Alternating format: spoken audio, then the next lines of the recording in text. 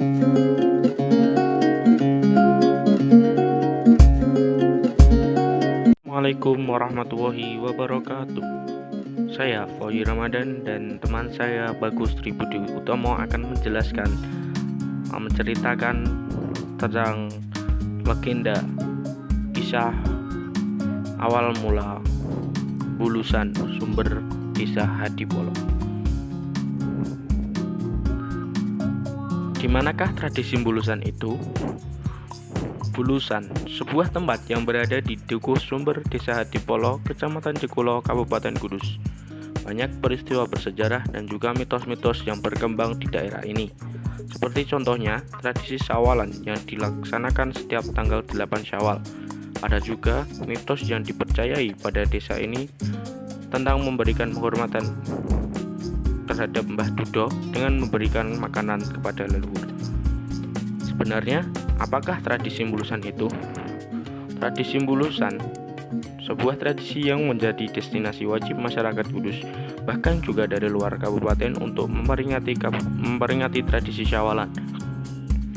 Tradisi ini biasanya ditandai dengan memukul kentong yang ada pada masjid daerah Bulusan.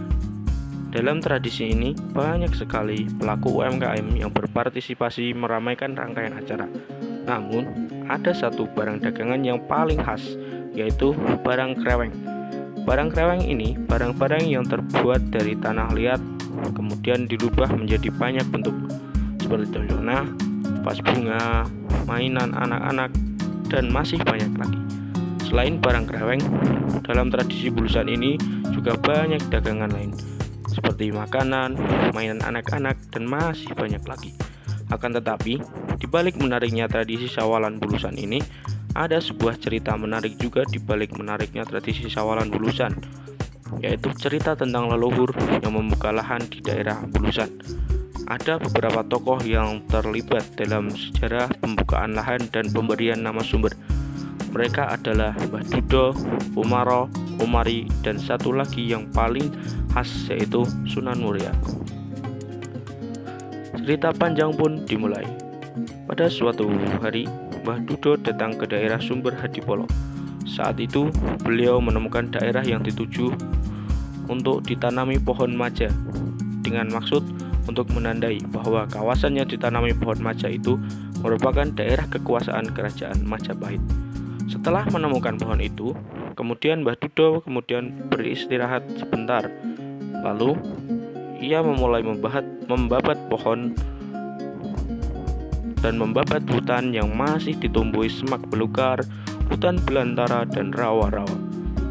Perlu kalian ketahui bahwa sebelum Mbah Dudo datang tidak pernah ada orang yang berani membabat hutan karena masih banyak satru galak atau hewan liar dan juga makhluk-makhluk halus, sehingga ada anggapan dari masyarakat yang mengerikan sekali, yaitu jalmo moro, jalmo mati. Siapa yang datang akan mati. Tetapi Mbah Dudo memberanikan diri untuk membabat dan mendirikan pesanggrahan atau peristirahatan di sini sembari menyebarkan agama Islam. Kemudian, sebagai tanda dibukanya perkampungan baru, Mbah Dudo menanam biji duku yang dibawa dari kerajaan Mataram. Konon, inilah yang menjadi awal mula Dukuh Sumber. Konon, Dukuh Sumber ini adalah duku yang paling enak di seluruh Indonesia. Bahkan masyarakat yang ketika ingin membeli duku bertanya dahulu, dari mana duku ini? Dan jika duku itu dari sumber atau duku jenis Dukuh Sumber, masyarakat langsung tertarik untuk membelinya. Tapi berhenti dulu. Saya menceritakan cerita ini tidak sendirian. Akan dilanjutkan oleh teman saya, Bagus Tribudi Utomo. Silakan dilanjutkan, Mas Bagus. Baik, terima kasih Mas Fauzi. Saya akan melanjutkan ceritanya. Pada bulan Ramadan, tepatnya malam Nuzulul Quran, Sunan Muria mendatangi perkampungan Mbah Dudo untuk bersilaturahim dan membaca Al-Quran bersama. Namun dalam perjalanannya, Sunan Muria melihat dua orang yang sedang mencabuti bibit padi di sawah pada malam hari. Ternyata mereka adalah Umara dan Umari, dua santri Mbah Dudo. Sunan Muria berhenti sejenak dan berkata kepada mereka berdua, "Loh, malam nuzul Quran kok tidak baca Al-Quran, malah Daud di sawah, berendam di air seperti bulu saja." Sunan menanyakan mengapa malam-malam masih kerupiak-kerupiuk seperti bulus. Akibat perkataan itu, Umara dan Umaris ketika menjadi bulus. Kata-kata Kanjeng Sunan Muria tersebut dimungkinkan diucapkan dengan unsur ketidaksengajaan atau tidak bermaksud untuk mengutuk para petani itu menjadi bulus. Kejadian ini membuat Mbah Dudo kebingungan karena kedua santrinya, Umara dan Umari yang membantu mencabuti benih telah menjadi bulus. Setelah itu, Mbah Dudo meletakkan kedua bulus itu di bawah pohon maja. Lalu Mbah Dudo mendatangi Sunan Muria untuk meminta maaf atas kesalahan dua santrinya itu. Namun, semua sudah terjadi. Umara dan Umari sudah menjadi bulus dan tidak mungkin kembali menjadi seorang manusia. Kemudian Sunan Muria pun menancapkan tongkatnya ke tanah dan dengan ridho Allah keluarlah mata air sumber, sehingga daerah itu diberi nama Dukuh Sumber. Kemudian tongkatnya berubah menjadi pohon tombak-ati yang bentuk pohonnya menyerupai batang pohon keluak. Bulus itu ditinggal oleh Sunan Muria di tempat itu. Di kemudian hari, Sunan Muria datang dengan maksud menengok bulus-bulus itu. Tiba-tiba dua bulus itu mengikuti Sunan Muria yang berjalan ke arah selatan.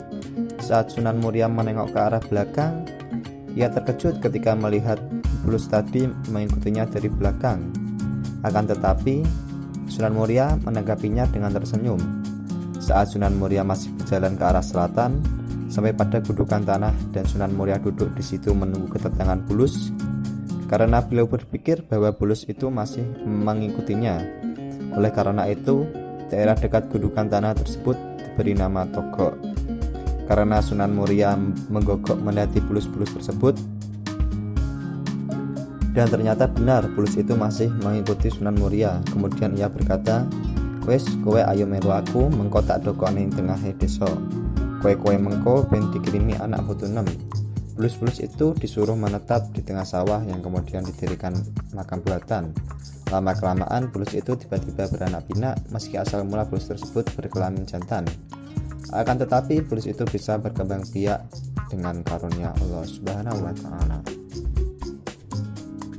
Apakah sampai sekarang kepercayaan Caus Dahar itu masih berlaku?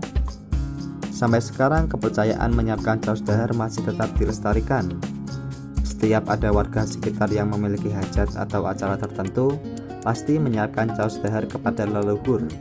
Jika tidak menyiapkan Caus Dahar, maka masyarakat setempat mempercayai bahwa acaranya akan ada kendala atau tidak lancar. Kemudian ada sebuah kisah yang menceritakan tentang warga yang menggali sumur. Para penggali kebingungan, sudah menggali dalam tetapi air tersebut turun keluar.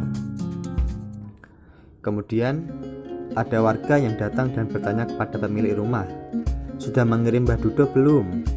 Ternyata pemilik rumah belum mengirimkan Mbah Dudo. Setelah mengirim kepada leluhur atau sesepuh desa, sumur itu tiba-tiba mengeluarkan air. Tradisi syawalan dan mitos-mitos yang ada di daerah Bulusan ini masih dipercayai oleh masyarakat setempat.